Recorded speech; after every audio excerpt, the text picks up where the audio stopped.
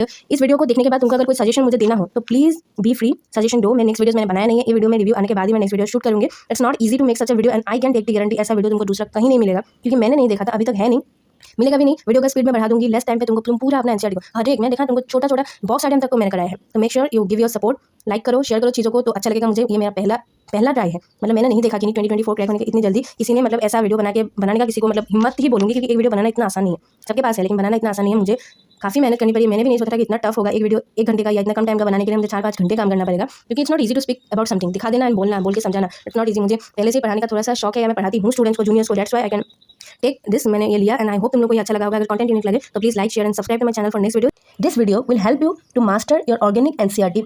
Hello everyone, welcome to the first video of my time saver organic NCERT series. So in this video I'm going to show you how can you underline each and every line of organic NCERT. ये करने में तुमको बहुत ज़्यादा time लग सकता है, इसीलिए मैं तुम लोगों को कम टाइम के अंदर पूरा ऑर्गेनिक के एनसीईआरटी चैप्टर वाइज अंडरलाइन कराने की, और कहाँ कहाँ तुमको एसेशन रीजन का, पीवाईक्यू का कहाँ से क्या बनता है एंड हर चीज़ का मैं तुम लोग को डिटेल में कराने वाली हूँ। Make sure before watching this lecture और आफ्टर वॉचिंग दिस लेक्चर तुम अपने टीचर के प्रॉपर लेक्चर्स करके आओ। ये कोई कॉन्सेप्चुअल लेक्चर नहीं है, ये तुम्हारे एनसीईआरटी हाईलाइट करने में जो 3-4 घंटे लग जाएंगे उसका टाइम सेव करने के लिए ये वीडियो है। तो make sure you watch this video till the end subscribe to my channel so that तुम आगे के आने वाले वीडियोस मिस ना करो। ये जीओसी का पहला लेक्चर है एंड मैं बहुत जल्द ही पूरा ऑर्गेनिक के हर एक चैप्टर का ऐसा वीडियोस लाने वाली हूँ। वीडियोस में क्या होगा, essential reason, possible statement wise question, कहाँ से पीवाईक्यू आता है, हर चीज़ तुमको मैं दिखाने वाली हूँ, हर एक लाइन। और यहाँ कट भी लगाया हुआ है कि यहाँ तुम्हें कुछ पढ़ने की जरूरत नहीं है, ऐसे तुम्हारा टाइम सेव हो जाएगा। वीडियो को देखोगे तो समझ में आएगा। So let's start the video.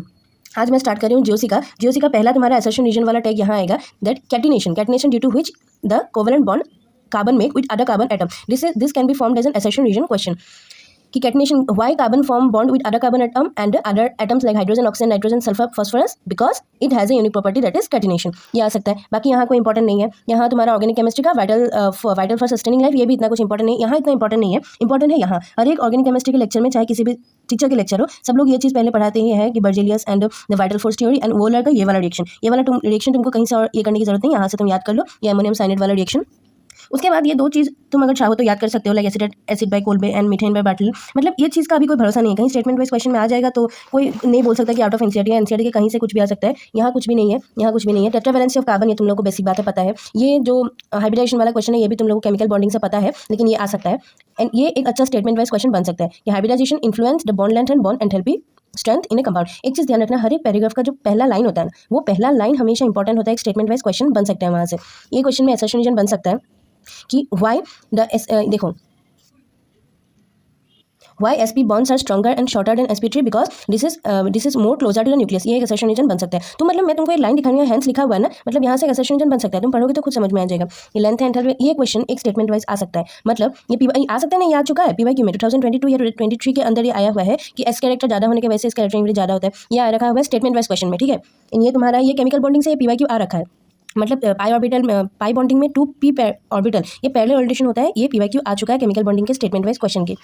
अब देखो यहाँ पे यहाँ से तुम्हारा एसेशन रीजन बन सकता है, लाइक वाई, जैसे कि हम इसमें पढ़ते हैं जो आइसोमेरिज्म में पढ़ते हैं कि डबल बॉन्ड के अंदर रेस्ट्रिक्टेड रोटेशन होता है। Why? Because the rotation of one CH2 fragment with respect to other interfere maximum overlap. मतलब मैक्सिमम ओवरलैप जो पी ऑर्बिटल के बीच होता है, तो पैरेलल पी ऑर्बिटल मैंने यहाँ लिखा हुआ था, तो पैरेलल पी ऑर्बिटल के बीच जो ओवरलैप होता है वो मतलब इंटरफेयर हो जाएगा, इसीलिए नहीं होता। ये एसेशन रीजन बन सकता है। एंड ये देखो यहाँ एक स्टेटमेंट है जो भी आ सकता है, जो इथीन मॉलिक्यूल होता है वहाँ का हर एक atom, all atom same plane में होता है, सिर्फ पी ऑर्बिटल परपेंडिकुलर होता है। इस पर तुम कंफ्यूज हो सकते हो कि ऑल एटम जो है सेम प्लेन में, लेकिन पी ऑर्बिटल परपेंडिकुलर होता है। आई अंडरस्टैंड, ये सब चीज़ें केमिकल बॉन्डिंग का है एंड ये सब कॉन्सेप्चुअली तुमको आता है, पर जब एक स्टेटमेंट पॉपअप होकर सामने आता है ना, तो एग्जाम में विदिन अ सेकंड तुमको तभी चीज़ें मतलब ध्यान में आ जाएगा कि हाँ कॉन्सेप्ट तुमको याद करने की जरूरत नहीं है, एनसीईआरटी में था ना, तो ओके ठीक है, ये हो गया। तो इस तरह से तुम्हारा स्पीड इंक्रीज करने के लिए एनसीईआरटी हेल्प करेगा, कि एनसीईआरटी में बहुत कम चीज़ें हैं, एक नोट्स के अकॉर्डिंग बहुत कम चीज़ें हैं, उसमें से अगर हर चीज़ आ जाए तो तुमको सोचने का टाइम ना मिले, जरूरत ही नहीं, टाइम मिलेगा भी नहीं वैसे। एंड ये वही चीज़ है कि सेम प्लेन में होता है एटम एंड पी ऑर्बिटल जो है पाई बॉन्ड वाला वो परपेंडिकुलर होता है। ये पीवाईक्यू आता रहता है, मतलब यहाँ how many pi bond and sigma bond, recently एक आया हुआ है अबाउट कौन सा पीरियडिन के ऊपर आया है, मैंने वो रखा है। एंड एक क्वेश्चन ऐसा भी आता है, तुम लोगों ने देखा होगा पीवाईक्यू में, लाइक ऐसा पूछते हैं कि व्हाट इज द हाइब्रिडाइजेशन या what is the hybridisation of C3 C2 या C4 C5, इस तरह से आता है क्वेश्चन। तो तुमको खुद से पहले नंबरिंग करना होगा प्रॉपर्ली करेक्ट वे में, एंड उसके बाद नंबरिंग के अकॉर्डिंग जिसमें 3 आएगा जिसमें 2 आएगा उसका हाइब्रिडाइजेशन तुमको लिखना पड़ेगा। ये हाइब्रिडाइजेशन वाला क्वेश्चन है, ये पीवाईक्यू ये वाला है। ये हाइब्रिडाइजेशन में क्वेश्चन में तुम CN में फंस सकते हो कि CN का C वाला कार्बन जो है वो sp है, वो तुम देख लेना। ये केमिकल बॉन्डिंग वाला क्वेश्चन है। इस चैप्टर में कुछ भी इंपॉर्टेंट यहाँ नहीं है। एंड यहाँ आ जाओ तो एक चीज़ इंपॉर्टेंट है, देखो इस बार जेई में एक क्वेश्चन आया था about a bond line rotation, मतलब वहाँ भी ऑप्शंस ऐसे कंफ्यूजिंग थे ना, यहाँ नहीं पढ़ोगे तो वहाँ भी नहीं होगा। जेई के काफ़ी क्वेश्चन ज़्यादा एनसीईआरटी के अंदर से आ रहे हैं, वहाँ से तुम लोग भी सीख सकते हो, क्योंकि अगले साल अगर थोड़ा सा टफ आ जाए तो रिड्यूस्ड कंपटीशन तो ये सब यूज होगा, कहीं बाहर से नहीं आएगा, एनसीईआरटी से आएगा। देखो ये कंप्लीट स्ट्रक्चरल फॉर्मुला है, ये मतलब लोन पे दिखाओ ना दिखाओ, ये कंप्लीट स्ट्रक्चरल फॉर्मुला है, लेकिन ये कंटेंट्स है। कंटेंट्स में तो तुम्हारा क्या है, एक ऐसा स्टेटमेंट भी आ सकता है ओमिटिंग सम और ऑल द डैशेस, ये जो डैश है उनको ओमिट कर दिया गया, वो होगा तुम्हारा कंडेंस फॉर्मुला। यहाँ तुम्हारा कंडेंस फॉर्मुला दिखाया हुआ है। ज़्यादा इंपॉर्टेंट है बॉन्ड लाइन, क्योंकि बॉन्ड लाइन में कंफ्यूजन ज़्यादा आता है। पीवाईक्यू भी बॉन्ड लाइन में ही आया हुआ है जेई में रिसेंटली इसी ईयर 2024 में। तो बॉन्ड लाइन में क्या होता है, कार्बन एंड हाइड्रोजन दिखाया नहीं जाता, जिगजैग फैशन में कार्बन एंड हाइड्रोजन का बॉन्ड, कार्बन एंड कार्बन का बॉन्ड दिखाया जाता है, कार्बन एंड हाइड्रोजन का बॉन्ड नहीं दिखाया जाता है। ये तुमको जिगजैग में समझ आता है, लेकिन स्टेटमेंट में पूछे तब भी तुमको पता होना चाहिए। और जो हेटेरो एटम्स है लाइक ऑक्सीजन, क्लोरीन, नाइट्रोजन, वो सब तुमको दिखाया जाता है। ये है तुम्हारा बॉन्ड लाइन। बॉन्ड लाइन तुमको समझ में आता है, बॉन्ड लाइन ये सारा बॉन्ड लाइन का ही है।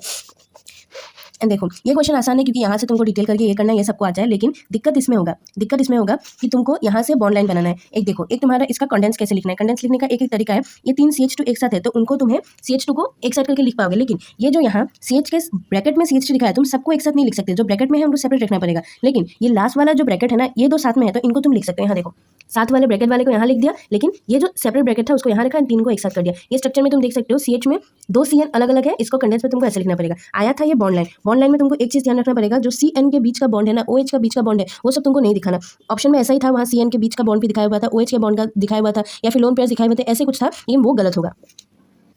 जीओसी का ज़्यादातर क्वेश्चन मतलब कॉन्सेप्चुअली आता है, लेकिन पता नहीं कभी अगर ऐसा कुछ आ जाए तो देखो यहाँ इतना इंपॉर्टेंट कुछ नहीं है, मतलब बस तुम ये चीज़ ध्यान रखो, ये कभी कभी आ सकता है जो हम डैश वेज का पढ़ते हैं ना, डैश वेज वाले में तुम बस याद रखो डैश, मतलब ये देखो ना ऐसे ब्लर हो रहा है, दूर जा रहा है, this is going away from the observer, and ये सॉलिड मतलब हमारे पास आ रहा है, अच्छे से हमको दिख रहा है, सॉलिड बन रहा है, this is coming toward the observer, and ये प्लेन ऑफ द पेपर है। ये लाइन तुमको कंफ्यूज कर सकता है। ये अब क्वेश्चन कैसे बनेगा वो मैं नहीं बता सकती, क्योंकि वो फ्रेम करने के लिए बहुत शार्प माइंड बैठे हुए, लेकिन क्वेश्चन आ सकता है, और यहाँ से ऐसे पढ़ोगे तो तुमसे गलत नहीं होगा, वो बता सकते हो। क्वेश्चन कैसे आएगा, अनप्रेडिक्टेबल। देखो ये लाइन तुमको कंफ्यूज कर सकता है, ये ऊपर है but it's in the plane of paper, ये ब्लर हो रहा है तो एवे जा रहा है, और ये पास आ रहा है, सॉलिड हो रहा है तो ये पास आ रहा है, ये तुम यहाँ से याद रख सकते हो।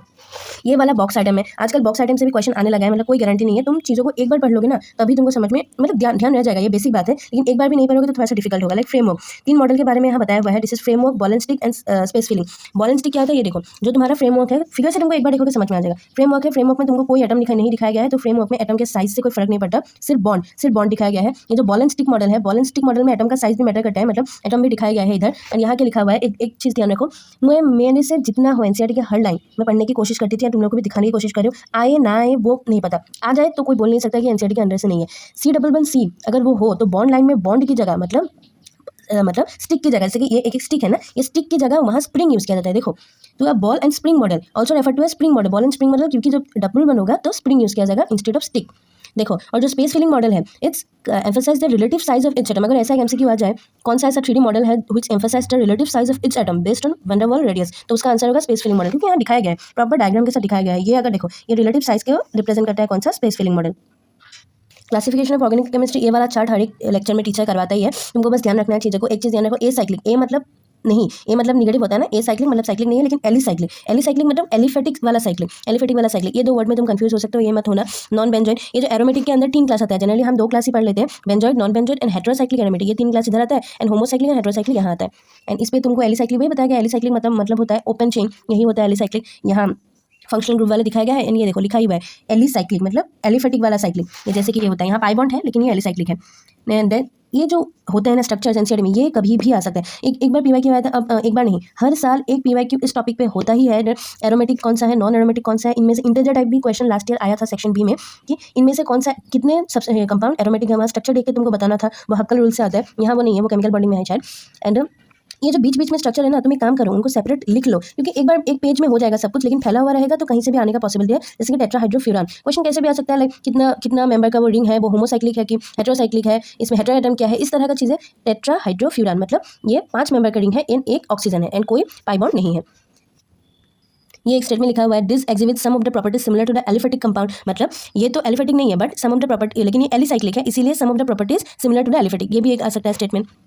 देखो मतलब हर एक क्वेश्चन हर एक स्टेटमेंट ही पॉसिबल है, तुम बस उनको ध्यान से देखो। एंड ये नॉन बेंजोइड कंपाउंड, ये तो तुम लोग को पता ही है राइट, लेकिन इसका पीवाईक्यू आ रखा है जेई में आया हुआ है। ये होमोसाइक्लिक है, ये टेट्राहाइड्रोफ्यूरान जो है वो हेटेरोसाइक्लिक था, ये होमोसाइक्लिक है, लेकिन दोनों में ऑक्सीजन है। एंड ये है तुम्हारा ट्रोपोन, इस पे 7 मेंबर रिंग है, इस पे 4 पाई बॉन्ड है, इस टाइप का कोई भी टाइप का क्वेश्चन आ सकता है। जैसे कि नीट में आया है अबाउट द pyridine, कि pyridine में कितना पाई बॉन्ड है, कितना ये pyridine का स्ट्रक्चर नहीं दिया गया है, एनसीईआरटी में मेंशन है, तो तुमको पता होना चाहिए। तो अगली बार अगर ट्रोपोन आ जाए तो ट्रोपोन यहाँ से होगा। एंड ये एरोमेटिक कंपाउंड के क्लास में है, तो क्वेश्चन ये भी आ सकता है ट्रोपोन एरोमेटिक है कि नॉन एरोमेटिक है।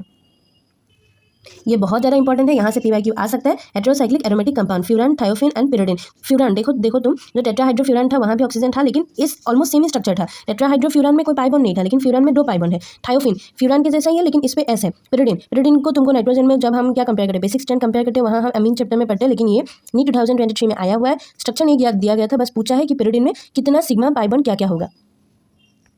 अभी आता है फंक्शनल ग्रुप पे। मैंने बोला ना, हर एक पैराग्राफ का फर्स्ट जो लाइन होता है वो एज ए स्टेटमेंट आ सकता है, क्योंकि डेफिनेशन तो अभी हमें आता नहीं है, लेकिन स्टेटमेंट के लिए तुमको पढ़ना पड़ेगा। फंक्शनल ग्रुप क्या होता है? It is responsible for characteristic chemical property. ये डायरेक्ट आ सकता है, ये टीचर क्लास में सब कराते हैं, लेकिन ध्यान रखोगे अगर यहाँ से रिवाइज करके जाओगे डायरेक्ट उठ के आएगा। अब यहाँ पे बता रखा है but homologous series characteristic functional group. Homologous series बोलते हैं होमोलोग से उनको, जनरल मॉलिक्यूलर फॉर्मूला होता है। तुम लोग मतलब जो मेरा हाईलाइट है उनको हाईलाइट करके जाओ, देखते successive members differ from CH2 unit. मैंने हाईलाइट कर रखा है CH2 unit and 14 molecular weight. ये टीचर क्लास में कराते हैं कि 14 AMU का मॉलिक्यूलर वेट का डिफरेंट होता है। एंड एक चीज़ तुम ध्यान रख सकते हो, कंफ्यूज कर सकता है तुमको कि एल्केन, एल्कीन, एल्काइन ये सभी एक एक होमोलोग होता है। एंड हेलो एल्केन, एल्केनॉल, एल्केनेल, एल्कानोन, एल्कानोइक एसिड, ये सब देखो, ये सब ऐसा नहीं कि तुमने पढ़ा नहीं है, हर एक चैप्टर में है, लेकिन जो वर्ड यहाँ यूज़ किया है ना, आएंगे तो एग्जाम में डायरेक्ट यही वर्ड यूज उठ के आएंगे, तुमको आसानी होगी अगर यहाँ से पढ़ोगे। यहाँ कुछ नहीं है। ओरिजिन ये भी एक बार पढ़ ले तो क्या बात है कि जो कॉमन नेम होता है वो ओरिजिन एंड सर्टेन प्रॉपर्टी के बेस पे होता है। जैसे कि सिट्रिक एसिड सिट्रस फूड में होता है, रेड एंट में फॉर्मिक एसिड होता है, trivial name common name and इसी तरह से बना जाता है। बाकी इंस्टाफुलेंट C60 क्लस्टर होता है। बाकी यहाँ इतना इंपॉर्टेंट नहीं है। ये जो चार्ट है ना कॉमन नेम के, हर एक चैप्टर में, मैंने मेरे पहले वीडियो में बता रखा है, हर एक चैप्टर में जो कॉमन नेम वाला चार्ट है आएगा तो यहीं से आएगा। देखो कंफ्यूज कर सकता है, जैसे कि तुम्हें ऐसा कंडेंस अगर दे दे, तुमको ये पता है, ये देख के तुमको पता है कि दिस इज एसीटोन, लेकिन ऐसे दे दे, जैसे यहाँ लिखा हुआ है ऐसे दे दे, तुमको इसका भी आदत रखना पड़ेगा। एंड ये क्लोरोफॉर्म सबको पता है, लेकिन ऐसे अगर देखो यहाँ ये वाला, इसको देखते ही तुमको डायरेक्ट पता होना चाहिए कि एसिटोफिनोन है। ऐसे देखोगे, मतलब टीचर क्लास में ऐसे कराते हैं, ऐसे देखोगे तो पता होता, लेकिन ऐसे कंडेंस में दे तब भी तुमको एक्जैक्टली बिना सोचे पता होना चाहिए। बाकी अब यहाँ आ सकते हो सैचुरेटेड ओनली सिंगल बॉन्ड होता है एंड होमोलॉग होता है। ये आया हुआ है पीवाईक्यू में, स्टेटमेंट आया हुआ है पैराफिन एल्केन का लिटिल एफिनिटी होता है, ये आया हुआ है। ये शायद एक स्टेटमेंट फिर हाइड्रोकार्बन चैप्टर में भी है, वो एग्जैक्ट उठ के आया था। And unsaturated hydrocarbon at least one double और ट्रिपल बॉन्ड। इस पैराग्राफ में सफिक्स इन वाला क्वेश्चन एंड प्रीफिक्स, ये इतना इंपॉर्टेंट, ये इंपॉर्टेंट है। CH4 टू मतलब मीथेन टू ब्यूटेन, इसका प्रीफिक्स जो है वो ट्राइवल नेम से लिया जाता है। ये तुम लोग को पता है, लेकिन एज ए स्टेटमेंट देख लो। अगर पेपर टफ बनाना हो तो क्या आएगा, ये तीनों सब लोग याद करते हैं, मैंने भी याद किया था। मतलब डेकेन, आइसोकेन एंड ट्राई एको, ये बहुत अजीब सा था, ट्राई एको एकोनटेन। ये अब देखो, ये सब चीज़ें आएगा नहीं आएगा कोई नहीं बता सकता। पेपर टफ करने के लिए आ सकता है एंड आएगा तो कोई नहीं बोल सकता कि एनसीईआरटी में नहीं था। दिक्कत ये है ना, इसीलिए तो याद करना पड़ता है ये सब। इस बार ये देखो कितना आसान आ गया, लेकिन पढ़ के तो ये सब कुछ गया था ना। एंड यहाँ इतना इंपॉर्टेंट नहीं है, यहाँ मैंने काट रखा है क्योंकि इंपॉर्टेंट नहीं है। ये वाला तुम लोग को पता ही है, बस याद देख लो कि डेकेन का वो डेकाइल होता है, ये है। एंड ये जो एब्रीवेशन है MEET, प्रो, PR, ब्यू, ये देख लो। अब PR को तुम प्रो लिख दोगे तो नहीं होगा, वो PR ही है। एंड ये बहुत ज़्यादा इंपॉर्टेंट, बहुत लोगों को इसमें कंफ्यूजन नहीं होता है। देखो मैं एक शॉर्ट ट्रिक बता देती हूँ। आइसोप्रोपाइल ना, ये 2 CH3 ग्रुप लगा है ना, एक कार्बन पे 2 CH3 आइसो, यहाँ कोई कार्बन पे 2 CH3 ब्रांचिंग में है नहीं है, तो ये दूरी भी है ना, ये सेक। एंड ये देखो, ये दोनों ब्यूटाइल ही है, लेकिन इसके एंड के कार्बन पे 2 CH3 लगा हुआ है। जहाँ एक कार्बन पे सिर्फ 2 CH3 लगा हुआ है वहाँ आइसो जरूर आएगा। एक कार्बन पे 3 CH3 लगा हुआ है, क्या आ गया? तो यहाँ पे क्या आ गया? ये आ गया तुम्हारा टर्ड क्यों आया? न्यू क्यों नहीं है? क्योंकि देखो ये जो ब्रांचिंग लगेगा ना, टर्ड ब्यूटाइल, मानो कि तुमने टर्ड ब्यूटाइल अल्कोहल बोला, जो OH है, OH कहाँ लगेगा? ब्रांचिंग में लगेगा, लेकिन इसको नियो क्यों बोला? मतलब इसको टर्ड बोला, इसको न्यू क्यों बोला? मुझे इस पर बहुत ज़्यादा कंफ्यूजन होता था, क्योंकि यहाँ जो 3 डिग्री कार्बन है उस पर लगेगा तुम्हारा OH, मानो कि टर्ड ब्यूटाइल अल्कोहल है। लेकिन अगर इस पर तुमको OH लगाना हो तो कहाँ लगाओगे? CH2 के बाद, लेकिन CH2 क्या 3 डिग्री है? नहीं है ना। तो ये टर्ड मतलब क्या? टर्शियरी 3 डिग्री, वो नहीं हो सकता, यहाँ वो नहीं हो सकता, क्योंकि जिस कार्बन पे OH लगेगा वो 3 डिग्री है ही नहीं। तो सॉरी, यहाँ 3 CH3 ग्रुप जो है एक ही कार्बन पे लगा हुआ है, इसलिए यहाँ न्यू आया। मैं बस ये तुमको बेसिक बता रही हूँ, definitely I am not teaching you. ये मैंने एक शॉर्ट ट्रिक खुद पे यूज़ किया था, क्योंकि देखो ये आइसोब्यूटाइल वाला एक्जैक्टली, मतलब आइसोब्यूटाइल का स्ट्रक्चर क्या है बोल के नीट 2013 में आया था 13, ये जाकर तुम वहाँ देख सकते हो। एंड ये देखो एक कॉमन क्वेश्चन, मतलब नीट 2022 के फेज 3 में आया था, 2009 में, 8 में, सब में इस टाइप का क्वेश्चन आया था, अभी भी आता है।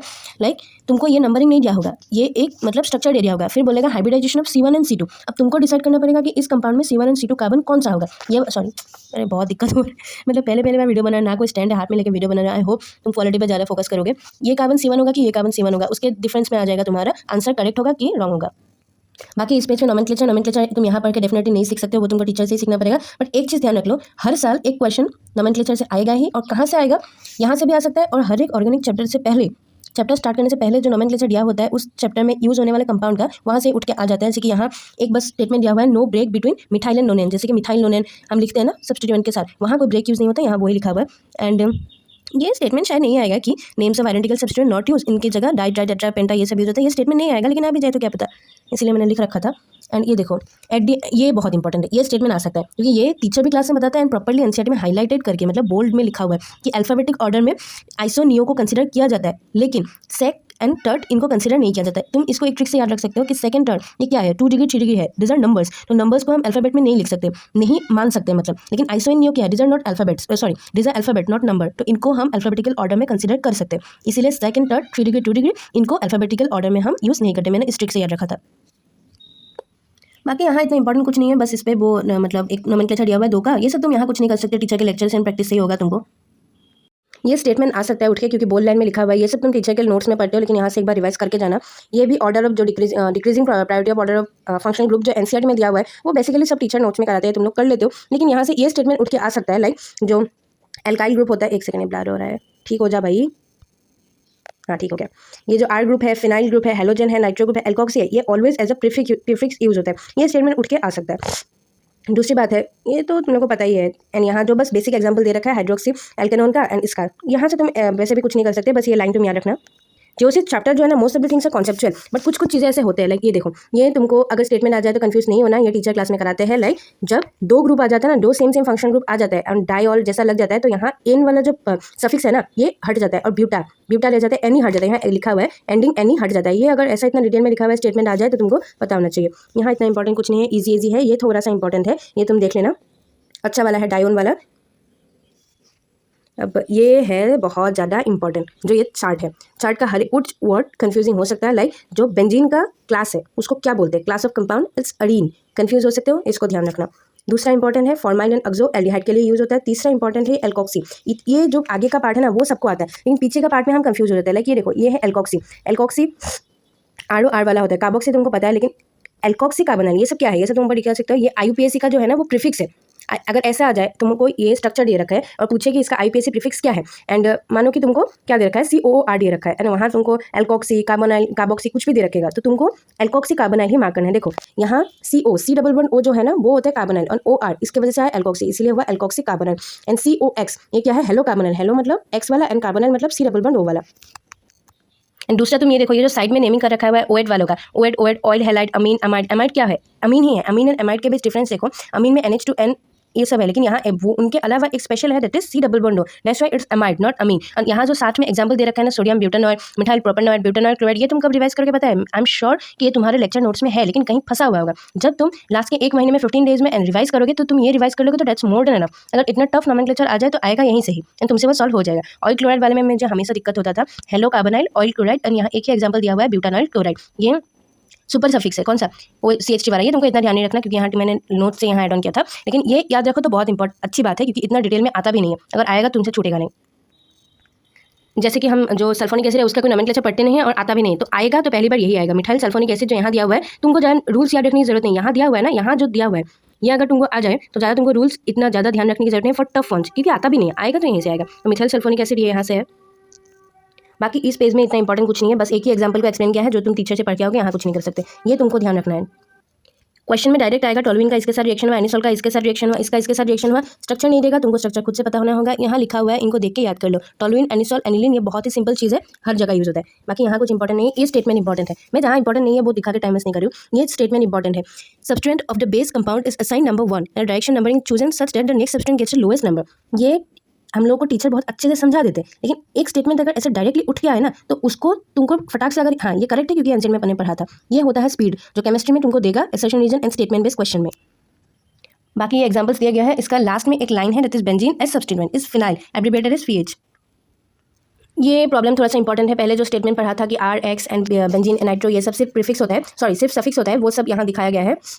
देखो इसमें वही एक्सप्लेन किया गया है, मैं एक गलती करती थी, मैंने यहाँ लिख रखा है कि पहले तुमको नंबरिंग अकॉर्डिंग टू प्रीफिक्स, मतलब sorry according to lowest locant तुमको करना होगा, जो प्रीफिक्स होता है उनका नंबरिंग पहले तुमको लोएस्ट लोकेन के अकॉर्डिंग करना होगा, उसके बाद अल्फाबेट में जाना होगा। मैं वो गलती करती थी, पहले ही अल्फाबेट देख लेती थी, मतलब यहाँ कोई PFG तो है नहीं, तो इसीलिए पहले तुमको अकॉर्डिंग टू लोएस्ट लोकेन देख लेना होगा, वो अगर ऑर्डर सेम है तब तुमको अकॉर्डिंग टू अल्फाबेट जाना होगा।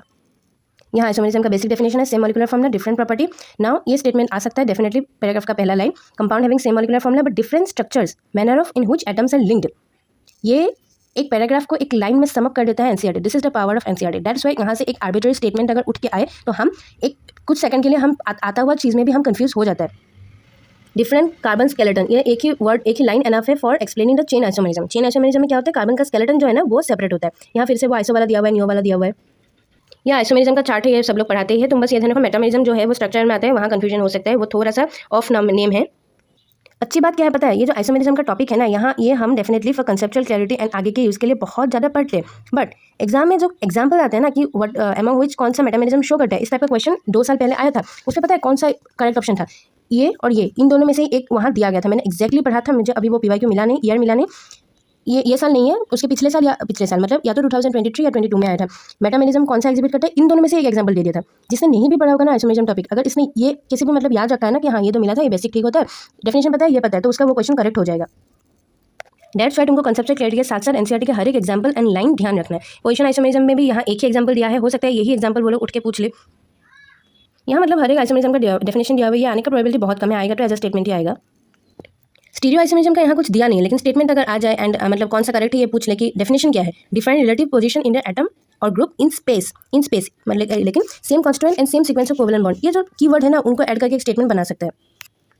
अब आता है रिएक्शन मैकेनिज्म का टॉपिक पे। रिएक्शन मैकेनिज्म एक बहुत ज़्यादा डिटेल टॉपिक है, यहाँ से तुम बस स्टेटमेंट को ही मतलब एक्सट्रैक्ट कर सकते हो, जहाँ की यहाँ दिया हुआ है कि सबस्ट्रेट क्या है।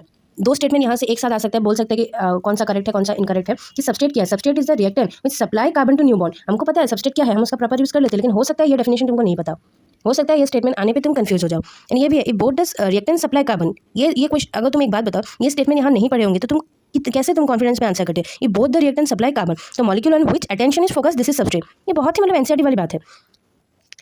नेक्स्ट कौन सा, ये बोल्ड वाले तो तुम मतलब स्किप ही नहीं कर सकते हो। यहाँ पूरा मतलब 1-2 पेज का चीज़ एक ही लाइन पे समअप कर दिया कि रिएक्शन मैकेनिज्म का डेफिनेशन क्या है। It's the sequential account of each step. मैं पूरा नहीं पढ़ रही हूँ क्योंकि तुम अंडरलाइन कर लेना, खुद याद कर लेना। एंड ये काइनेटिक्स क्या आता है, ये रिएक्शन मैकेनिज्म का डेफिनेशन है, ये उठ के आ सकता है, पूरा पढ़ के टाइम वेस्ट करके कोई फायदा नहीं।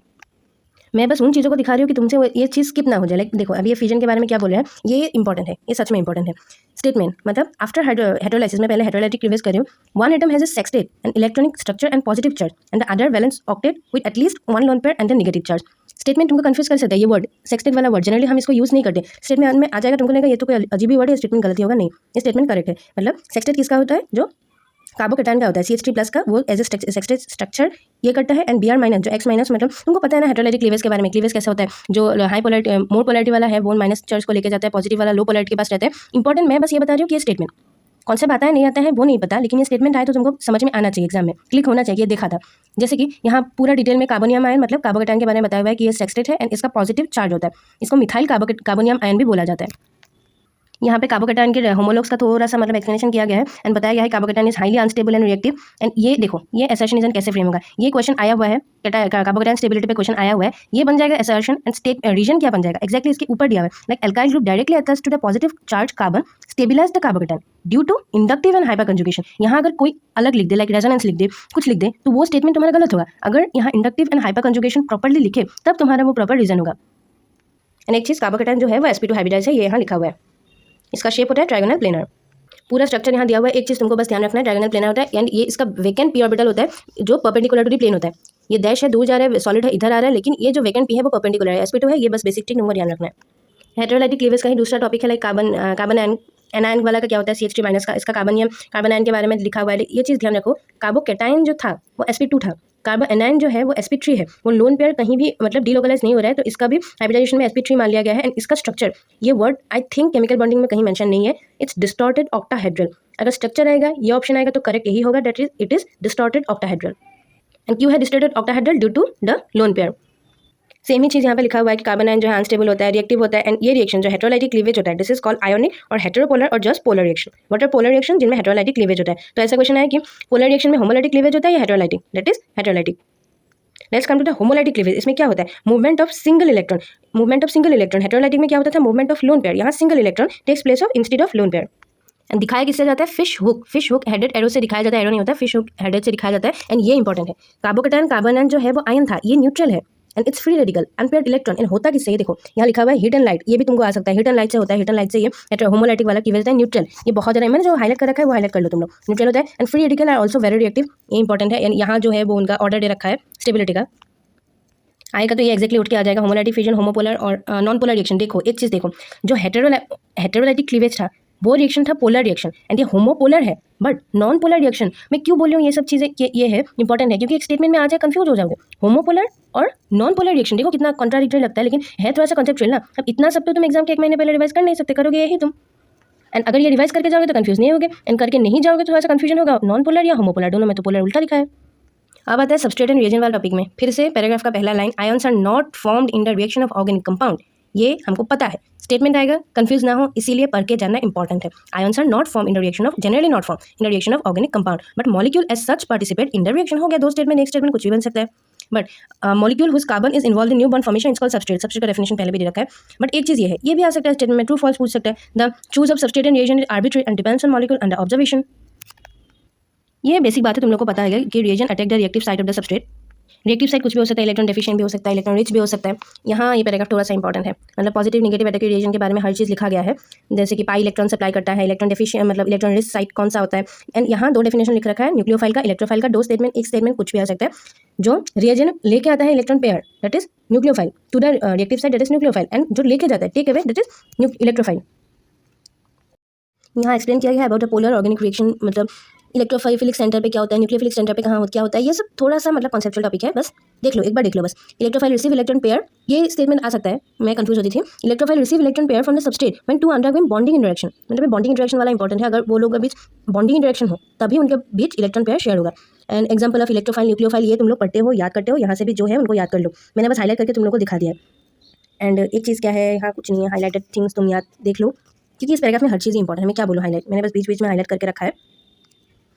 ये एग्जाम्पल प्रॉब्लम 12.11 ये इंपॉर्टेंट है, क्योंकि यहाँ मतलब कर्व्ड एरो से दिखाने को बोला है कि कहाँ पे इलेक्ट्रॉन ट्रांसफर होगा, कहाँ पे जाएगा। तो तुमको देखो कार्बन एंड एस में यहाँ जाएगा, CH3 एंड CN में देखो, CH3 वाला जो कार्बन है वो sp3 है, एंड CN वाला sp है, तो हाई इलेक्ट्रोनेगेटिव वाले की तरफ जाएगा। कॉपर मेटल है इसलिए CH3 के पास आएगा, ये तुमको ध्यान रखना पड़ेगा। गिविंग जस्टिफिकेशन, मतलब देखो जो भी NCERT के क्वेश्चन में लिखा हुआ गिविंग जस्टिफिकेशन, मतलब यहाँ एक जस्टिफिकेशन दिया होगा, तो वो एक्जैक्टली एसेशन रीजन में आ सकता है कि क्यों ये इलेक्ट्रोफाइल है, क्यों ये न्यूक्लियोफाइल है। इनका जस्टिफिकेशन यहाँ लिखा हुआ है कि यहाँ अनशेयर्ड पेयर्ड इलेक्ट्रॉन है और पॉजिटिव वाले में 6 वैलेंस इलेक्ट्रॉन है, तो ये कुछ भी एक एग्जाम्पल उठ के आ सकता है कि इसका रीजन क्या है। हाँ, इसका रीजन ये है, तो जस्टिफिकेशन, एक्सप्लेन, व्हाई, ये सब क्वेश्चन जहाँ भी होगा ना वहाँ से एक एसेशन रीजन बन सकता है।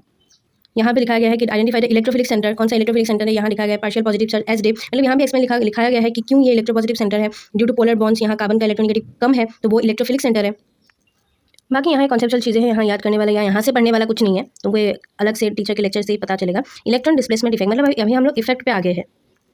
NCERT में दिए गए बाकी सभी इफेक्ट परमानेंट है except the electromagnetic effect. Permanent effect क्या होता है, व्हेन इंट्रामोलिकुलर इलेक्ट्रॉन डिस्प्लेसमेंट, मतलब एक ही मॉलिक्यूल के अंदर के एटम के बीच इलेक्ट्रॉन का डिस्प्लेसमेंट होता है, वो परमानेंट होता है। एंड यहाँ टेम्पररी इफेक्ट एक ही दिया गया है, दैट इज इलेक्ट्रोमैग्नेटिक इफेक्ट, ये पीछे है। तो यहाँ क्या दिया हुआ है, electron displacement either in the ground state और in the influence of atom और substituent group, presence of an appropriate attacking reagent, attacking reagent के प्रेजेंस में जो होता है ना वो टेम्पररी होता है, and this is electromagnetic effect. बाकी सब जो है वो इंट्रा मॉलिक्यूलर होता है एंड परमानेंट होता है। The electron displacement effect due to influence of an atom और substituent group present in the molecule, देख रहे हो कैसे, मतलब डेफिनेशन लिखा गया है, मतलब मॉलिक्यूल में इटसेल्फ अगर मॉलिक्यूल में प्रेजेंट रहे किसी एटम के वजह से इलेक्ट्रॉन डिस्प्लेसमेंट हो रहा है, that is the permanent polarization, and ये होता है permanent effect, like inductive effect, resonance effect. ये है दिस, यहाँ क्या देखो, this type of electron displacement, मतलब ये परमानेंट वाले हैं। क्यों, क्योंकि यहाँ डिस्प्लेसमेंट किसके कारण होता है, ऐसा एक एटम के कारण होता है जो उसी मॉलिक्यूल के अंदर प्रेजेंट है, not due to the presence of any kind of attacking reagent. यहाँ लिखा गया है टेम्पररी के बारे में, नेक्स्ट मतलब ये देखो मैंने इसको सेपरेट कर लिया है, पढ़ने में आसानी होती है। Temporary electron displacement effect is seen in a molecule when reagent approach to attack it, इसको बोलते हैं इलेक्ट्रोमैग्नेटिक इफेक्ट या फिर पोलराइजेबिलिटी इफेक्ट। हो सकता है ये वर्ड तुम्हें थोड़ा सा ऑकवर्ड लगे, क्वेश्चन में अगर आ जाए कि पोलराइजेबिलिटी इफेक्ट क्या है, टेम्पररी है या परमानेंट है, it is temporary because it's another name of electromagnetic effect. Inductive effect का बेसिक डेफिनेशन यहाँ लिखा हुआ है कि सिग्मा के वजह से सिग्मा पे, मतलब covalent bond of different electronegativity वाला एटम हो, लेकिन जो होता है वो सिग्मा बॉन्ड वाले एटम के लिए ही होता है, मतलब यहाँ पाई बॉन्ड का कोई नामो निशान नहीं है, बस यही याद रख लो। यहाँ क्या लिखा है, shift of electron density result in polar covalent bond, polar covalent bond होता है। यहाँ सिग्मा बॉन्ड वाला स्टेटमेंट लिखा हुआ है, देखो द पोलर CCl बॉन्ड जो कि सिग्मा बॉन्ड है, induce polarity in the adjacent bond, एक खुद भी सिग्मा बॉन्ड है एंड एडजेसेंट बॉन्ड जिस पे वो इफेक्ट डालेगा वो भी सिग्मा बॉन्ड है। सच ये बहुत ज़्यादा इंपॉर्टेंट है, such polarization of sigma bond, देख रहे हो, caused by the polarization of adjacent sigma bond refer to as inductive effect. इसका एक भी वर्ड इधर का उधर कर दिया ना तो डेफिनेशन अलग हो जाएगा, स्टेटमेंट गलत हो जाएगा, तो ध्यान रखो। समझ में जितना भी आए, लेकिन NCERT का स्टेटमेंट एक्जैक्टली उठ के आया तो कंफ्यूज कर सकता है। Such polarization of sigma bond caused by polarization of adjacent sigma bond, ये बार बार पढ़ी क्योंकि मुझे बहुत ये कंफ्यूजिंग लगता था और अच्छा लगता था। यहाँ बाकी इंपॉर्टेंट चीजें लिखा हुआ है, like effect decreases rapidly, number of intervening bond increases vanishes after three bond, exactly लिखा हुआ है three bond, and the inductive effect related the ability of withdraw और डोनेट, ये इंपॉर्टेंट है। Electron withdrawing electron donating 2 type के group होता है, यहाँ वो एग्जाम्पल दे रखा है, एग्जाम्पल तुम यहाँ से डेफिनेटली याद नहीं करोगे, मतलब देख लो क्या क्या है, नोट्स में सब कुछ है, यहाँ क्या क्या है वो देख लो। ये जो प्रॉब्लम 12.14 है ये इजी क्वेश्चन इंपॉर्टेंट है, ये बहुत ज़्यादा इंपॉर्टेंट है क्योंकि ये कंफ्यूजिंग है। 12.15 मैंने इस पे मेरे मॉक टेस्ट में क्वेश्चन आया था, मैंने डेफिनेटली सिली मिस्टेक किया था। सिली मिस्टेक नहीं, मतलब मैं इतना डीप में मैंने सोचा नहीं था। यहाँ पूछा हुआ है in which CC bond of CH3 the inductive effect is expected to be the list. Question में यहाँ CC बॉन्ड लिखा हुआ है, लेकिन आंसर में क्या लिखा है देखो, अंडरलाइन वाली लाइन में between the C and H। यहाँ क्वेश्चन में पूछा गया CC बॉन्ड के बारे में, लेकिन आंसर में लिख दिया CH बॉन्ड के बारे में। तो देखो अगर मेंशन करे कि CC बॉन्ड, मतलब ये शायद थोड़ा सा एरर हो गया यहाँ पे कि CC बॉन्ड के बारे में पूछा है एंड CH के बारे में बता दिया। अगर जो CC बॉन्ड जिस पे लोएस्ट इंडक्टिव इफेक्ट हो वो तो लास्ट बॉन्ड होगा, मतलब ये वाला बॉन्ड होगा, इंडक्टिव इफेक्ट यहाँ से स्टार्ट होगा, ये जो CC बॉन्ड है इस पे लोएस्ट इंडक्टिव इफेक्ट होगा। लेकिन अगर सिर्फ पूछे कि कौन से बॉन्ड में इंडक्टिव इफेक्ट लिस्ट होगा तो ये होगा like between the C and H। मतलब इन बॉन्ड में तो लिस्ट है ही, लेकिन इन बॉन्ड में लिस्ट है। अगर क्वेश्चन में अगर यहाँ थोड़ा सा मुझे लगता है कंफ्यूजिंग है क्योंकि CC बॉन्ड का क्वेश्चन पूछा एंड NCERT ने खुद CH का आंसर बताया, तो तुम वो देख लेना, कॉन्सेप्ट समझ में आ जाए ना कि मतलब एंड वाले बॉन्ड CH बॉन्ड सबसे एंड में है, इसीलिए अकॉर्डिंग टू NCERT वो लिस्ट इंडक्टिव इफेक्ट उनमें होगा। नेक्स्ट यहाँ रेजोनेंस के बारे में बताया गया, किसी स्ट्रक्चर को एक ही लुईस स्ट्रक्चर से एक्सप्लेन करना पॉसिबल नहीं होता। ये यूनिफॉर्म बॉन्ड वाला कॉन्सेप्ट, ये वैल्यूज में याद करने को नहीं बोलूंगी, लेकिन स्टेटमेंट आए तो ऐसा आ जाता है, वैल्यू सब कुछ दिया होता है, बस तुमको यह ध्यान रखना होता है कि इंटरमीडिएट बॉन्ड का लेंथ होता है वो C सिंगल बॉन्ड C से तो छोटा होता है, लेकिन डबल बॉन्ड C से बड़ा होता है। तुमको बस ये ध्यान रखना है, वैल्यूज याद नहीं रखना, मतलब इंटरमीडिएट होता है उसका साइज।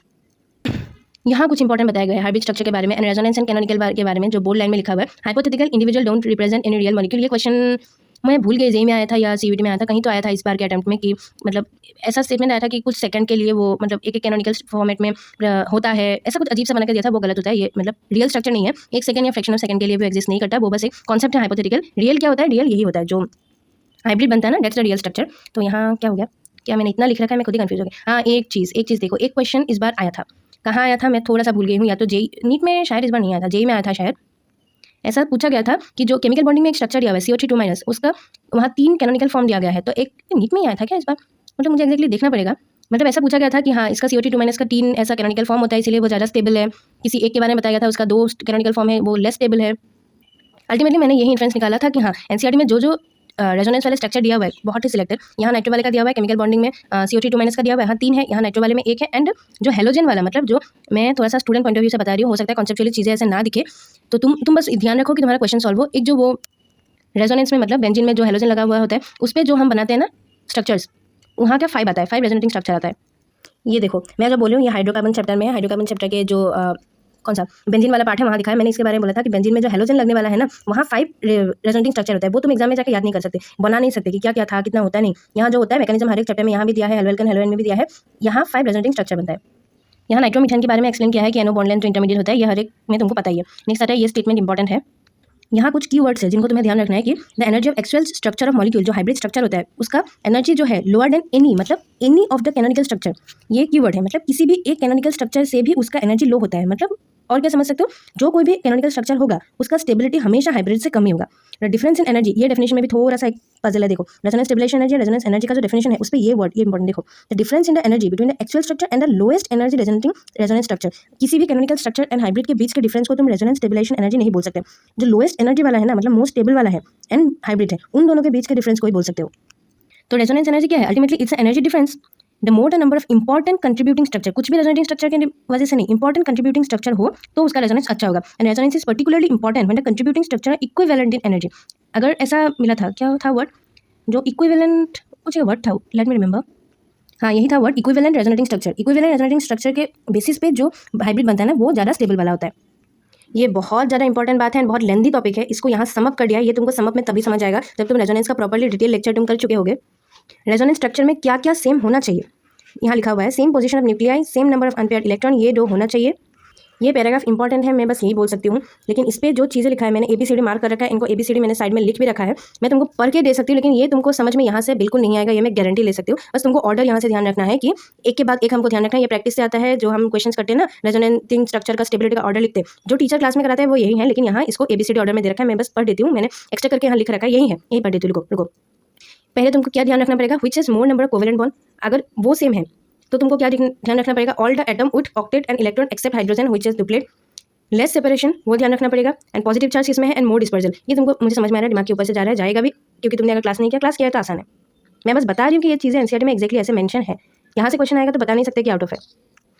सिमिलरली यहाँ देखो CH3CO माइनस का दिया गया है, इस पे 2 रेजोनेटिंग स्ट्रक्चर है। तुम सबका ध्यान मत रखो कि मैं बोल रही हूँ कि जो एनसीईआरटी में प्रॉब्लम है सॉल्व करके रखा है उनका तुम ध्यान रख लो, एक ही बार में याद हो जाएगा। ऐसे देखोगे तो जैसे कि यहाँ इसका दिया गया है, इसका स्टेबिलिटी का ऑर्डर दिया गया है अकॉर्डिंग टू प्रॉपर, जो यहाँ लिखा भी गया है 1-2 करके कौन कौन से पॉइंट को ध्यान रखे किस ऑर्डर में। पहले दिक्कत यही ना, सबसे पहले हम यही देख लेते हैं कि चार्ज सेपरेशन देख लेते हैं या कुछ देख लेते हैं, लेकिन नहीं, पहले तुमको एक चीज़ देखना पड़ेगा, उसके बाद दूसरा, उसके बाद फाइनल में वो देखना पड़ेगा। ये एक कॉन्सेप्चुअल एसेसिनेशन क्वेश्चन है 12.8 वाला कि why the following structure are not major contributor. ये मेजर कंट्रीब्यूटर क्यों नहीं है, इसका एक्सप्लेनेशन पूरा यहाँ दिया हुआ है। ये होगा तुम्हारा एसेशन, रीजन होगा ये वाला, रीजन होगा तुम्हारा ये वाला, क्योंकि लेस इंपॉर्टेंट है बिकॉज चार्ज सेपरेशन इन्वॉल्व है। एक ही लाइन में दिया होगा, तुम समझते रह जाओगे, लेकिन ये यहाँ से उठ के देगा, जो ये करके जाएगा उसको समझने की जरूरत ही नहीं है, समझ में आए ना आए मतलब नहीं है, एक्जैक्टली लाइन यहाँ देना, हो गया तुम्हारा, टाइम सेव हो गया। Now it's resonance effect. Resonance effect मतलब क्या होता है, यहाँ देखो वहाँ किसमें इंडक्टिव में था सिग्मा, यहाँ है पाई, इंटरेक्शन ऑफ 2 पाई बॉन्ड और between a pi and a lone pair. Resonance में अल्टीमेटली पाई बॉन्ड का होना जरूरी है, तुम समझ रहे हो। वहाँ तो इंडक्टिव में पाई बॉन्ड का ना होना जरूरी है, सिर्फ सिग्मा के बीच होना चाहिए। यहाँ आर और एम इफेक्ट दोनों को साथ में लिखा गया। पॉजिटिव इसका एक ट्रिक जो है वो पंकज सर बताते थे कि जिसपे लोन पेयर है वो देगा वो प्लस आर, और जिसपे मतलब क्या है डबल बॉन्ड है, मल्टीपल बॉन्ड है, दैट इज माइनस आर। ये पंकज सर बताते थे। तुमको अगर प्लस और माइनस में कंफ्यूजन होता है ना, और एक चीज़ कौन सा प्लस ही माइनस ही में अगर कंफ्यूजन होता है, इन दो कंफ्यूजन को साथ में क्लियर करने के लिए मैं तुमको एक ट्रिक दे सकती हूँ, वो मैंने खुद यूज़ किया था। ट्रिक नहीं है, बस कॉन्सेप्ट है। रेजोनेंस जो है उसका प्लस होगा कि माइनस होगा, ये डिपेंड करता है बेंजीन पे जो ग्रुप लगा हुआ है ना, बेंजीन पे नहीं मतलब कंजुगेटेड सिस्टम पे जो सब्स्टिट्यूएंट ग्रुप लगा होगा ना, वो डिसाइड करेगा। अगर सब्स्टिट्यूएंट ग्रुप के पास लोन पेयर है तो वो देगा, अगर वो देगा मतलब इट विल गिव अवे, तो उसके पास पॉजिटिव चार्ज आएगा, तो that will be plus R. तो किसके बेसिस पर डिसाइड हुआ, वो जो सब्स्टिट्यूएंट ग्रुप है उसने अगर दिया तो उस पर पॉजिटिव आया तो डेट इज प्लस आर। अगर जो सब्स्टिट्यूएंट ग्रुप है उस पर मल्टीपल बॉन्ड है, उसने विड्रॉ किया, उसने लिया, तो उस पर क्या है नेगेटिव, तो वो इफेक्ट हो गया माइनस आर। इलेक्ट्रोमैग्नेटिक में ऐसा नहीं होता, ट्रिक ऐसे याद रखो, ई इफेक्ट देखो, ई इफेक्ट, ई का फुल फॉर्म ऐसे तुम याद रखो इफेक्ट। ये इलेक्ट्रोमैग्नेटिक इफेक्ट का जो पॉजिटिव है नेगेटिव है, it depends upon the effect. Electromagnetic effect कैसे होता है, अटैकिंग रिएजन की वजह से होता है। अगर एक अटैकिंग रिएजन आया, उसने सबस्ट्रेट पे इफेक्ट क्या डाला, सबस्ट्रेट पे उसने पॉजिटिव चार्ज ला दिया, मतलब उसने पॉजिटिव चार्ज ला दिया, मतलब सबस्ट्रेट पे इफेक्ट पड़ा कि उस पर पॉजिटिव है, तो डेट इज प्लस ई।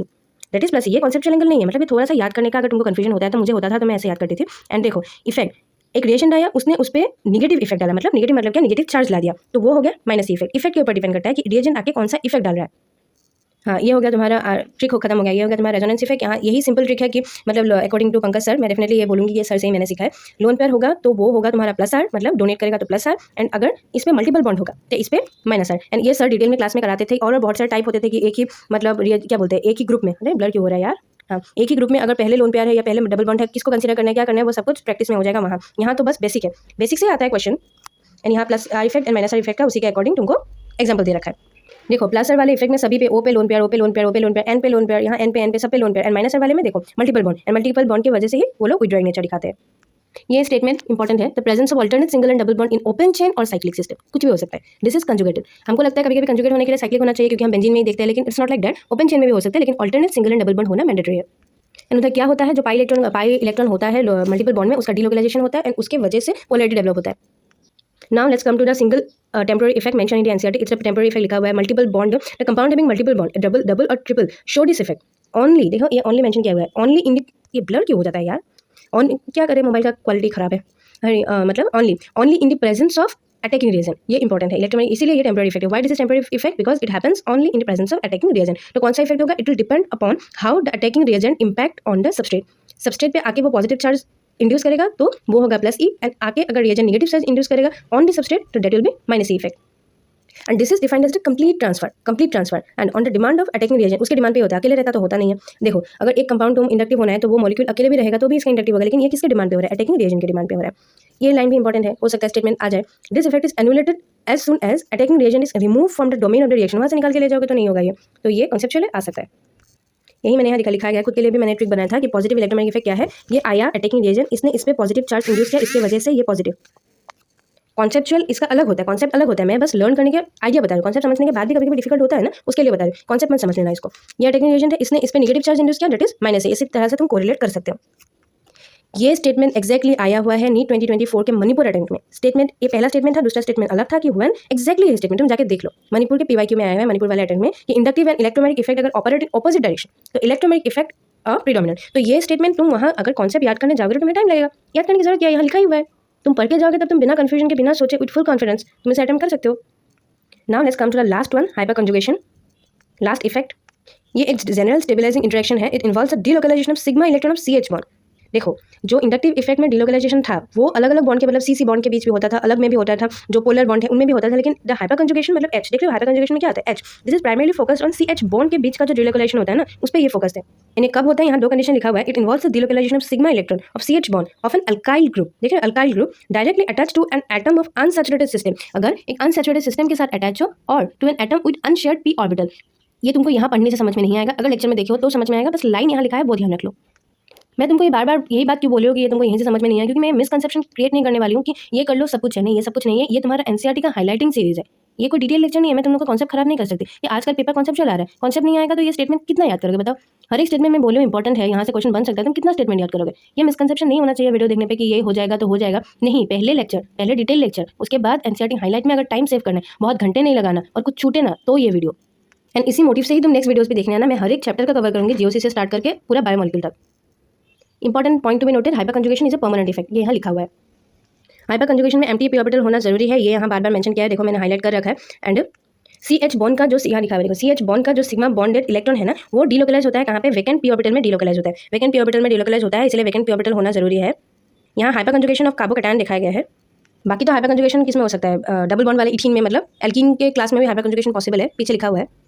ये जो ओवरलैप होता है, डिस टाइप ऑफ ओवरलैप मतलब सी एच बॉन्ड के इलेक्ट्रॉन एंड जो एम्प्टी पी ऑर्बिटल है उनके बीच का overlap that D stabilised carbocation. क्यों, ये भी एसोसिएशन हो सकता है यार, मैंने लिखना भूल गया, ये एसोसिएशन हो सकता है, क्यों, मतलब एसोसिएशन ऐसे आएगा, hyperconjugation stabilized the carbocation, reason होगा because the electron density from the adjacent sigma bond that disperse into the empty P orbital, जो पी ऑर्बिटल में डिस्पर्स होता है, दिस डिस्पर्सिंग, जो डिस्पर्स करता है, this due to the dispersion of charge, मतलब charge का डिस्पर्जन होना मतलब स्टेबिलिटी इंक्रीज करना। हो सकता है मैं प्रॉपर्ली बता ना पाऊँ, लेकिन तुमको एक आइडिया मिलेगा कि यहाँ से एसोसिएशन फ्रेम हो सकता है। It's not easy to convert it's an every line to an association by student, ये एक टीचर बहुत अच्छे से कर सकता है, लेकिन तुम गारंटी रखो तुमको वो क्वेश्चन सॉल्व हो जाएगा अगर तुम ये पढ़ के जाओगे तो। क्वेश्चन बनाते ही ऐसे है। यहाँ नो बॉन्ड रेजोनेंस का पूरा कॉन्सेप्ट दिखाया गया है, कैसे क्या होता है, बॉन्ड नहीं, बॉन्ड टूट जाता है, मतलब एक डबल बॉन्ड टाइप का, इंटरमीडिएट तो नहीं बोलूँगी, यहाँ दिखाया गया है ऐसा स्टेप से, मतलब हाइपर कंजुगेशन एक्सप्लेन किया जा सकता है। ये पीवाईक्यू में भी आ रखा है, ये इंपॉर्टेंट भी है, that is in general greater the number of alkyl group attach to the positively charge carbocation greater is the hyperconjugation interaction and stabilization. ये पीवाईक्यू में आ चुका है कि जितना ज़्यादा अल्काइल ग्रुप अटैच होगा उतना ही क्या होता है ना, अल्फा हाइड्रोजन ज़्यादा होगा, उसकी वजह से स्टेबिलिटी ज़्यादा होगा, वो डायरेक्टली हाइपर कंजुगेशन से रिलेटेड है। Number of alpha hydrogen increase, तो हाइपर कंजुगेशन के जो स्ट्रेंथ है that increase, that's why the stability increase. इसी को उस बात को यहाँ पे एक ऑर्डर के फॉर्मेट में दिखा दिया गया। देखो यहाँ पे जो अल्फा हाइड्रोजन का नंबर है वो घट रहा है, मतलब स्टेबिलिटी घट रहा है। दो वर्ड लिखा हुआ है, hyperconjugation is also possible in alkyne and alkyl Areen. ये तुमको कहाँ समझ में आएगा, हाइड्रोकार्बन में समझ में आएगा, एंड हेलोएल्केन हेलोअरीन में समझ में आएगा, लेकिन वर्ड ध्यान रख लो कहाँ कहाँ होता है, कार्बोकैटायन, अल्कीन, अल्काइल, अरीन, मतलब एक एमसीक्यू ऐसे बन सकता है कि कौन कौन से ये में हाइपर कंजुगेशन पॉसिबल है, किसमें नहीं है, उस टाइप का। एक लाइन यहाँ लिखा हुआ है, hyperconjugation is also regarded as no bond resonance, ये पता होगा तुम लोगों को, यहाँ बाकी इतना इंपॉर्टेंट नहीं है। देखो मणिपुर एटम में एक क्वेश्चन आया था about the rate of alpha beta dehydrogenation, alpha beta dehydrogenation का ऑर्डर पूछा था, जहाँ order of stability of alkyne पूछा था। अल्टीमेटली ये बाद में पता चलेगा, अगर पढ़े हो तो पता होगा, तो उस पर तुमको स्टेबिलिटी कैसे डिसाइड करना है अकॉर्डिंग टू हाइपर कंजुगेशन। तो अल्टीमेटली वो मिक्स कॉन्सेप्ट क्वेश्चन था from this chapter and alpha beta dehydrogenation जहाँ हमको मिलता है वहाँ से। ये जो प्रॉब्लम है 12.9, यहाँ से एसोसिएशन बन सकता है, why this is more stable then this, यहाँ एसोसिएशन वो बनेगा कि ये स्टेबल है, रीजन ये बनेगा कि हाइपर कंजुगेशन स्टेबिलिटी, जहाँ भी वाई लिखा हुआ है ना वहाँ से प्रोबेबल है। अब आता है जो एक पैराग्राफ छोटा सा दे रखा है, टाइप ऑफ ऑर्गेनिक रिएक्शन। यहाँ एक ही बात तुमको ध्यान रखना है, बाकी तो तुमको पता है, आगे तुम पढ़ोगे, लेकिन सब्स्टिट्यूशन, एडिशन, एलिमिनेशन हमको पता है, लेकिन जो रीअरेंजमेंट रिएक्शन है वो हम भूल जाते हैं। अगर क्वेश्चन ऐसा आ जाए कि ऑप्शन में दे दे कि कौन सा है मतलब रिएक्शन मैकेनिज्म का टाइप, मतलब ऑर्गेनिक रिएक्शन का कौन सा कैटेगरी है, कौन सा नहीं है, तो तुम ऑल मार्क करने की जगह अगर 1 2 3 मार्क करके आ गए तो वो गलत हो जाएगा, क्योंकि यहाँ एक्जैक्टली रीअरेंजमेंट रिएक्शन भी एक प्रॉपर टाइप के हिसाब से मेंशन किया गया है। तो this was the first video of this series. यहाँ इसके बाद ऑर्गेनिक का नेक्स्ट सेक्शन भी है, मतलब मेथड ऑफ प्यूरिफिकेशन। ये थोड़ा सा बड़ा, मतलब देखो तुम हर एक चीज़, मतलब ये थोड़ा सा ज़्यादा बड़ा टॉपिक है, क्वेश्चन भी सिर्फ एक ही आता है, तो मैंने इसको अभी के लिए रखा है। क्वेश्चन हर साल एक क्वेश्चन तो आता है। तो this was the first video of GOC. मैंने जीओसी का एक नेक्स्ट सेक्शन भी है, लाइक जो प्यूरिफिकेशन वाला है। देखो ये कितना मतलब डिटेल में पढ़ा था, लेकिन एक सिंपल क्वेश्चन ही आया, मतलब ये थोड़ा सा ज़्यादा डिटेल टॉपिक है, तो मैंने इसको नेक्स्ट के लिए स्किप करके रखा है, क्योंकि एक ही क्वेश्चन आता है, बहुत ज़्यादा लेंदी हो जाएगा इसको अगर ऐसे करने जाओगे तो। मैं कर दूँगी लेकिन एंड में, क्योंकि ये थोड़ा सा भी लेस इंपॉर्टेंट है। एंड इस वीडियो को देखने के बाद तुमको अगर कोई सजेशन मुझे देना हो तो प्लीज़ बी फ्री, सजेशन दो। मैं नेक्स्ट वीडियोज़ मैंने बनाया नहीं है, ये वीडियो में रिव्यू आने के बाद ही मैं नेक्स्ट वीडियो शूट करूँगी।